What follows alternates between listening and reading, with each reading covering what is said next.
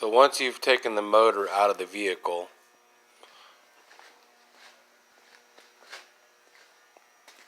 the pulley's off the crankshaft, you'll have to come down below here with the motor sitting upright, remove 10 of these bolts, which are in positions like that.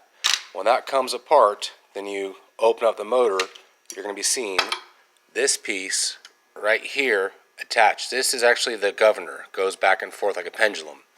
So once you remove that, you'll have access and see this gear.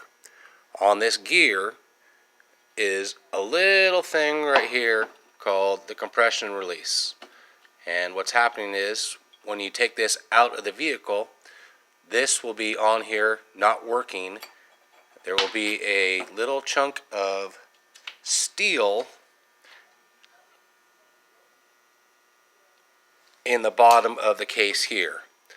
So one other thing I forgot to mention is before you start pulling the motor apart down low here, up on top, pull your valve cover off, compress your valve compression springs right here, pull your push rods out, and then when you get down here and start pulling the compression timing cam, the valves are going to drop into the case. So make sure you take a magnet and run the bottom of the case, make sure there's no broken pieces, and after that, hop onto Amazon, and I believe the part with the new gasket was about $65. I've heard of guys wanting to charge you up to $400 for this repair.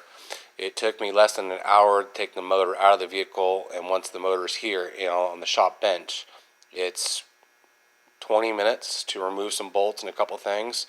So if you have the parts and availability to do the job, it should take you no more than 2 hours. Don't quote me on that, but this is what I found out so far. I'm just waiting for parts. Hope this helps you.